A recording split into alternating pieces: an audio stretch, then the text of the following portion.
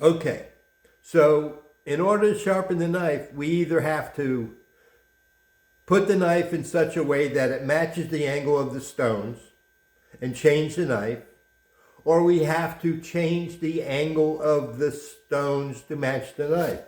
That's what the guide rods are for. The guide rods, as we move them closer, we are more upright. We move them further, we're more at a slant. So by moving the guide rods closer and further, whether you're using this model or any model, they all move the guide rods in and out to that vertically clamped knife in the vise. Whatever version vise, they all work the same way. The challenge for us to learn how to sharpen knives is to find that balance between the stone and the knife. We can either sharpen a knife how it was sharpened by the maker, by clamping that knife and then matching by changing the angle of the stone with the adjusters by sliding them closer and further. We get our stone parallel to the angle of the bevel and we match it with the stones. We put a marker on here so as we change the angle of the stone and get it parallel to that surface, we are able to obliterate that whole black line. And we do that on both sides. And because a knife is made the way it's made, some are handmade, they don't always match side to side. Sometimes we can rework the knife and make it perfectly matched. Sometimes we work with the knife and use what we come with.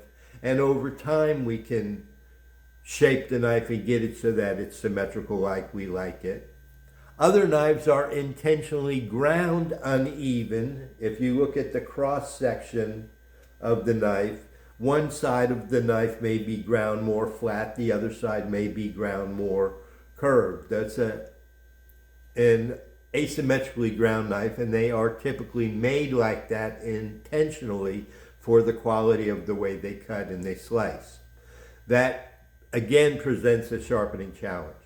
Don't worry about that stuff. The basics is that we have to either make the steel shape match our stones by removing a lot of steel by working the edge, or we match the edge that the maker made and then we polish that and draw the burr. Both ways we're going to draw a burr.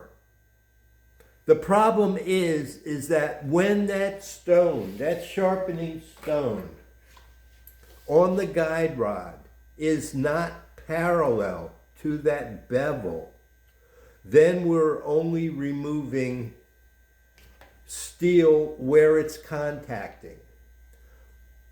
What problem that presents for the new user is not familiar yet enough with wicked edge that they really don't have that feel for where that stone is contacting that knife edge. So if you clamp up that knife and you say, I want to put an 18-degree bevel on it, you set up your guide rods at 18 degrees and now you're coming against the knife. You have no clue where that 18 degree is touching that knife. And then we start removing steel. And we're removing steel maybe down here, maybe up there. And we have to, in order to make that bevel flat, we have to remove all the steel and make it match that angle we chose to.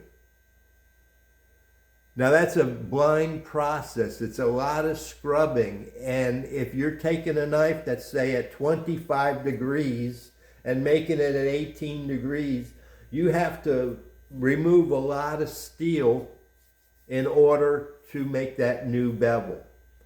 And that's what's happening, I want to suggest to John and most new users. And that's the challenge I had when I started, is that we set the angles and we went to work on the knife, but the knife was not matched to our stone, and we were removing a lot of steel, and we takes forever to remove a lot of steel, and we're counting because we want to keep it balanced side to side, so we count our strokes and we get more grits and we get more stones. But unless we ever get that basics down, unless we ever understand the basics of matching that bevel, we're really not working the full height of that bevel. I'm going to stop here and go to another tape.